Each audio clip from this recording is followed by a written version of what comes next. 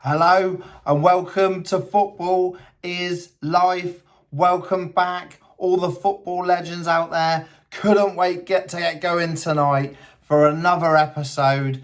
I mean, where do we start? We've got a weekend roundup. We've got bits of news flying out from the football world, and we've got the team of the week is back, the team of the weekend in the Premier League, and the roundup and the look ahead to all the fixtures in the Champions League in Europe this week on a massive weekend for Premier League teams, a massive week ahead for Premier League teams in Europe. You know, it doesn't stop. Loads coming out, loads of detail. I mean, this will be also the Max Dowman show episode. Unbelievable talent. He's lit the Premier League and Arsenal Football Club up and had his moment this weekend. So loads to discuss. Let's crack straight into it. Make sure you like, comment, subscribe, all right, to the channel. Be good if I can get my words out. But pure excitement as the thought of coming on tonight and rounding everything up and looking ahead. So let's crack straight on, and no better place than Arsenal and their victory over Everton on the weekend in what could have been a close game. And, you know, Everton having their chances, a couple of really good chances in the first half.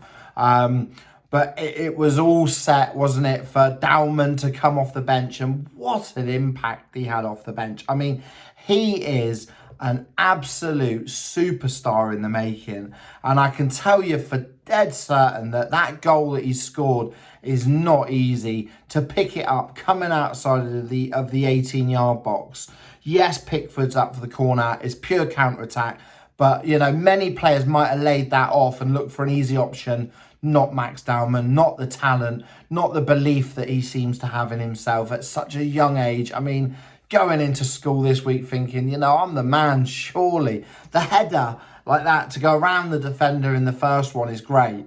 And then just to read that the defender's coming along, desperate, and just giving it that little fake shoulder out, jinking back inside to run it in. What a goal, what a moment. Everyone running on the pitch. You know, I'm not sure what we think about all these players running on the pitch and staff everywhere, but, you know, in football like that. But it added to the moment, added to the real moment for Max Dowman. A moment that he'll never forget. History made. The youngest ever Premier League goal scorer, beating Rooney's record. I mean, will he have a better career than Wayne Rooney? A debate in itself if we're trying to compare teenage superstars. But it's just an amazing achievement to get anywhere near Premier League football at 15, 16 years old, let alone starting to make an impact. So, yeah, unbelievable. Arsenal keep rolling.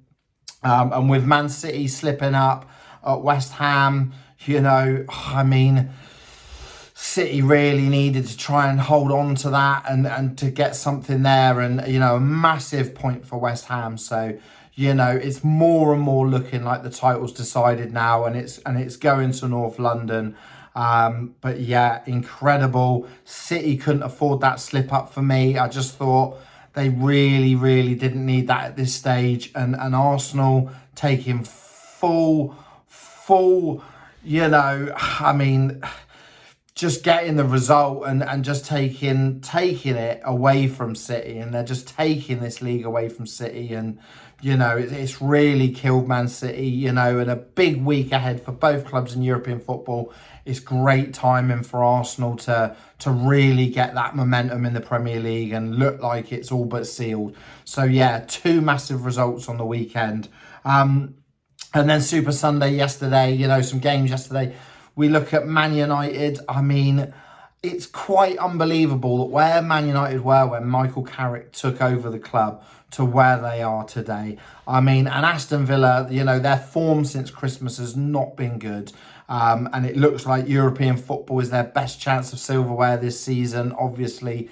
But, you know, clinging on to the top four, helped by Chelsea obviously losing at home, which was another big result. But, yeah, I mean, Man United, Michael Carrick, what he's getting out of those players. I mean, Casemiro, top again. Lenny Yoro looking good. The goalie giving them so much confidence at the back. Carrick's just gone in there and just been a settled captain of the ship, and Ian getting the best out of players. Cunha and Buemo. I mean, they just look dangerous. And even when Villa scored, I just thought United are going to go on and win this. And you haven't been able to say that about Man United for years. So the fact that, there was certain players at Aston Villa that were having good games and Villa got back into it at 1-1. United just went again, a bit like the old days. And, Carrick has really got to be putting himself in place for this job, no doubt. And to be honest, it's good to see Man United coming back. They've been sleeping through years of turmoil after Ferguson, after the glory years. And step by step, it looks like it's coming back under new ownership. But, does Man United get the Carrick job? Let me know. What are you thinking? Surely every result that goes by, they're up to third in the league. If Carrick was there at the start, they could even be higher. They could be above Man City and, really, really knocking on the door at pressuring Arsenal. So amazing achievement. I think Carrick's at 2 points a game since he's taken over as an average, and it's just an incredible turnaround. And another one, we've been writing them off. I've been saying plenty about them. I was even thinking before the weekend, Spurs are looking with the fixtures like they could go down. But are they done yet? I mean, that was a massive point at Anfield. And Richarlison leading the line, bit of a showman against his old rivals, Liverpool, after playing for Everton. He enjoyed that moment. And Spurs, full credit, second half, they looked a lot better. Liverpool still had chances to kill them off, I mean, Mo Salah as well had chances and moments, and he just looks like he's lost a couple of yards. And I don't want to slate Mo Salah. That's the last thing I want to come on and do. But, we just know when you get to a certain age and the legs go a bit, he's certainly not the player that he was previously. He's having moments in games where the Salah of old would have scored or created something. So little bit, worrying for Liverpool that they're not quite there. And, on another day, the chances that the old Liverpool would have seen that off. But fair play to Spurs, dug in, stuck in under Tudor. He'll be delighted with that point. And, Forest, West Ham and Spurs all picking up 1 point. So kind of staying where they are over the weekend. But it's going to be one out of those three that could drop. Leeds are still not quite out of it now with a few results going against them. They're being sucked back into it a little bit. So, the Premier League is interesting. The relegation battle is going to go to the wire, I think. And, I still think Spurs could be in it come the last day. But, they've given themselves a bit of belief there, surely, with that result. So, big result. But the biggest result for the weekend for me, I just think, they're really looking all right again under Eddie Howe. And I thought a real test on Saturday was going to Chelsea. And I thought it'd be really tough to actually beat Chelsea at Stamford Bridge. Kind of predicted that they could do something last week. And they put out a brilliant display, Newcastle United, to get a 1-0 victory at Chelsea. I just think that is such a massive result that should not be underestimated, because Stamford Bridge, not many teams are going there and getting a result. And fair play to Newcastle, fair play to Anthony Gordon and a few other players there that had terrific games. And a clean sheet at the Bridge is not easy. So big up Newcastle, probably my result of the weekend. That kind of rounds up the most of the Premier League. If I've left your team out, sorry. It's all because I want to cram it into a quick episode tonight. But hopefully giving all the teams the main shouts from the weekend and the main kind of drama covered there. So it's back. The Football is Life Team of the Week. All right, the pundits start getting their teams out. I'm no different. I'm getting my team out. I've had a little look at the games. I've watched some of the highlights of the full games that I haven't seen. I'm just going to whip through these really quick, okay? Again, I've gone with a 3-4-3, looking to try and get as many attacking-minded players in my team of the week. And I've started off there's a few Newcastle players and Man United players in it, understandably, after their results. So Ramsdale in goal, Newcastle United, clean sheet at Stamford Bridge. Don't need to say any more. You're in. Back three of Saliba of Arsenal. I thought he's just brilliant. He's so consistent. He's like a Rolls Royce. Everyone talks about Gabriel, but you can't forget Saliba. He's a massive part of that back line for Arsenal. unbelievable. I thought he was flawless, and he's in. And I've also gone with Mavropanos at West Ham. Now, I think quietly, even though West Ham been struggling in the league, albeit most of the season, they had a decent-ish cup run, doing well there. I think this player's caught my eye, particularly since Christmas, and he's having a good season looking at his stats. So Mavropanos for West Ham, I thought he was brilliant against City, kept Haaland quiet, and he's in, definitely. And then again, the right back, come midfielder, come unbelievable season, dead ball specialist, strikes a beautiful ball, Szoboszlai gets in my back three. So Sobs, you're in. What a season you've had. Another free kick scored. So Szoboszlai completes my back three. My midfield four is one that I think is an underrated player, and there's a few players after him in after him in January. And Newcastle were very, very keen not to let this lad go. And I know why, because he is kind of consistent, does a lot of good output for the team, and he works his socks off. So it's Joe Willock. He is in midfield, number one. The Man United duo, I mean, Casemiro, since he said he was leaving, he's just gone up levels. So Casemiro, I thought, was outstanding, got the goal. He's really starting to look like that Real Madrid great that we remember. So good on the ball, so composed, so threatening. I mean, he scored a fair few goals, actually, since his time at Man United. And I think he's going to be one of those players that if, he leaves at the end of the summer and he goes on, that Man United will then realise what they're missing. And I know that they want Elliot Anderson to replace him. And, everybody's obviously after Elliot Anderson after the season he's having for Forest in England. But, yeah, I do think Casemiro is going to be missed at Man United. So he's in. And obviously Bruno, I'm putting loads of videos out, I feel, about Bruno Fernandes. But he's class every week. And he's in the midfield. He just dictates games, influences games, continues to do so. There's no drop-off in standard. Big part of the massive reason why United have gone on to new levels under Carrick. So he deserves to get in the team of the week again. And to round up the midfield, the star boy, Max Dowman. I know he wasn't on the pitch for long, but just the impact, the moment, the memory of that. They'll look back if they win the league and see it through now as that was a big moment just to finish Everton off. Great for team spirit. But Max Dowman, what a talent. How far can this boy go?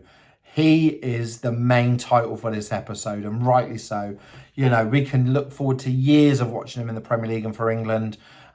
He's not going to be far off that England full cap very, very soon, I think, because we're just going to want to get him involved with the main team. So Max Dowman. And then my front three, pretty obvious, I guess, this week, the front three. I've gone for Richarlison just because I thought such a talisman. Kept his head when he could have been rattled during the game. Got a massive goal for Spurs and a massive point, so he's in. Matheus Cunha of Man United. I just thought, he's such a class player and an intelligent footballer, and just the running behind, the finish, it almost looked inevitable at Old Trafford. And he's looking like he could be an Old Trafford great, starting to get the plaudits. He's feeling the vibe, when he scores at Old Trafford, you can just see him taking in the moment. A bit like Cantona-esque, where he used to just play the crowd. Cunha is seeming to get that sort of relationship with the Old Trafford faithful, and big player, big talent, and he's also in my team of the week. And finishing it off is Anthony Gordon. Took some stick last week for being poorly from pundits, that we know, for not playing. But, if you're unwell, you're unwell. And the best way to fight your critics is when you're ready for the next game, you put in a stellar performance like that, like we know he's capable of. Raw talent like he is. And he gets in my front three. So that is my Football is Live team of the week. So let us know your comments, your thoughts. Have I missed anybody out that I should be putting in there? All right. Make sure you like, comment and subscribe as well at the same time. Now, a few bits of information. One bit of information that links on, it's Chelsea related. It's just come out today. And to be honest, I've not done enough research in just a couple of hours before I've come on camera. So it's something that I'm going to probably talk more about on Thursday. Is Chelsea being fined today 10.75 million by the Premier League, a transfer ban for a year, suspended at the moment, but for a whole year, and an academy transfer ban. Now, it's from the previous regime, not the new regime that have taken over. So, it's a harsh one in that sense, but it is a historical fine and ban, and not good news at all for Chelsea. So it kind of nicely teed up the Chelsea thing that I really wanted to talk about, which was This huddle, now we know teams have huddle. There's a lot of sports psychology behind it, why teams do it, a little G up. But I think this huddle is it's obviously somebody's bright idea, whether it's Rossini or somebody else, or they've come up with it. Let's do it over the football on the halfway line as something to unsettle the opposition. So I thought it was strange, but I kind of know why they're doing it. They're trying to not intimidate the other team, but just letting them know that we're together here on the halfway line. We're going to do it even in your half, which is quite funny after Rossini said he doesn't want people warming up in their half. So, you know, they're kind of doing it right before the game. They're encroaching into the other team's half, and it's not the All Blacks, is it? It's not the Haka. So it's not an intimidating kind of thing, but it's like a disrespectful type of thing. And I think that the referee on Saturday, do you know what? He's just thought, Tierney, that I hope it was Tierney. I think I've got that right. I think he's thought, I've seen this huddle. They're trying to do it. They're trying to do it again. I'm not having it. And I'm going to stand right by the ball and they're going to have to go around me. And it just ended up being one of the most absolute bizarre things. I mean, you got Cole Palmer cuddling the ref just because he obviously thrives off that sort of banter and weirdness. But it was weird. And the ref probably should have got out of that. You don't want to be involved in that. Or the Chelsea team should be made, I'm sure something's going to get said, should be made to go back and do it halfway in their half and stop all this nonsense. But, you know, it's somebody's clever idea thinking that's going to give us the extra edge. Whether it does or it doesn't, I don't know. We're looking for these fine margins in football these days. Somebody's bright idea, but yeah, it's a weird one. Cut out the huddle, I think, for a minute. Referee, if you're a referee, don't get caught up in that because it's going to be a meme. It's going to be talked about. It's going to be misconstrued. Knock it on the head. Go back halfway in the half, Chelsea. Just get on with it and do your talking on the pitch. Don't worry about your huddle. Show it in your performance. At the end of the day, you've had that huddle. You've had the weird moment with the referee. You've lost at home. It's not done any favours for anyone. So kick it to touch. And the last one is just going on the Max. This is the Max Dowman episode. Let's have it right. It is rightly so. And I just wanted to think there's two players here. We've got Max Dowman at Arsenal, who we want to look at him. He's breaking records. He's making history. But another player I really like in London, and it's kind of like a Chelsea or v Arsenal type debate, is Max Dowman or Estavio of Chelsea. Just a quick one, say, who do you think? Please comment. Please let me know. I'll put this out probably as well as a short. Who is going to have the best career, Max Dowman or Estavio? Now, I think it's really, really close. And I think they're both going to have great careers, and it's very hard to predict the career. Now, I know a lot of people will jump straight away on the Dowman bandwagon and say, Max Dowman, after what he's done at the weekend. But Estavio is a brilliant player, done amazing things for Chelsea, scored in Champions League, a little bit older. I've predicted previously that he's going to have a great career, and I think he's going to go to the top, be at the top. But Max Dowman, how far is he going to go? Is he going to have a better career than Estavio? All right. I think he is. I think it's going to be Dowman. I think he's going to be just a remembered generational talent, and he's going to be the main man. But let me know, who do you think? All right, Dowman or Estavio? Let us know your thoughts, all right? Thought that was a good little one there. And then to finish off this episode very quickly now, we're going to just blitz through an unbelievable week ahead in the Champions League and Europa. Surely, after what we had last week, kind of predicting it right, I suppose, in saying that English teams were going to have a tough week in Europe. And they did last week. We didn't have much to celebrate in terms of English teams going through, but can the English teams have a better week this week? I've got a feeling that they will. They will have a better week. So we'll go through the games. I could put some silly scorelines in there in the hope that English teams get through. I'm not going to do that. I'm going to be realistic. I'm going to be true to myself, true to the viewers out there. But let us know your predictions as well. So we'll rally through these. Are we ready? Tuesday, we have kicking it off. We have Arsenal v Leverkusen. Now, Arsenal, one of the teams that came through with a decent, result away from home. They're going to finish it off at the Emirates. They're going to be too strong. Arsenal probably looking like our main hope now in Europe. So, yeah, Arsenal, I think, will see off Leverkusen quite easily. 3-0 at home. Job done. Will Dowman get some more minutes? Come on, the Dowman. Chelsea v PSG. Now, I want to argue this. I want to give Chelsea every chance. And I know Europe's different to the Premier League, but I just think losing at home to Newcastle, it's kind of like saying, if you lose at home to Newcastle, are you likely to go and beat PSG by 3 goals in Europe a few days later? And I can't see it. And PSG are just wily at this level, experienced now at this level, used to getting to finals. Best team in Europe for me. I mean, an Arsenal kind of PSG final or a Bayern final would be unbelievable. But I just think it's too much to do. I think Chelsea could win on the night, possibly, but still go out. But I'm going to back the draw at 2-2, a Desmond 2-2 at the Bridge, and Chelsea, unfortunately, going out. And then this one is the one that I kind of hope, the one I expected in the first leg, is Man City versus Real Madrid, 3-0 down. I think Madrid had a great night. I think City didn't. I think, Pep's going to be lining this one up now. This is kind of do or die, It's got to be done. And I think we're going to have some drama. And I think we could have extra time and penalties. I know it's a big call. I'm setting myself up to fail here, surely. It'll be like, all the comments will be, well, you got that one wrong. But I'm going to go for City 3, Real Madrid 0. And we're going to go to extra time, possibly penalties. We're going down that route. And I'll give City real hope to turn it around, even despite losing 3-0 in the Bernabeu. So, come on, City. Can you do it for English football? Can you get yourselves through? All right, then we'd go on to Wednesday.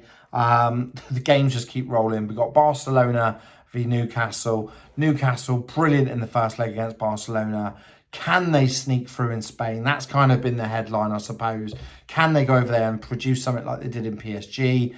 I just think Newcastle, it might be a game too far. I think Barca will have the big guns out. It'll be too much in the Nou Camp back open.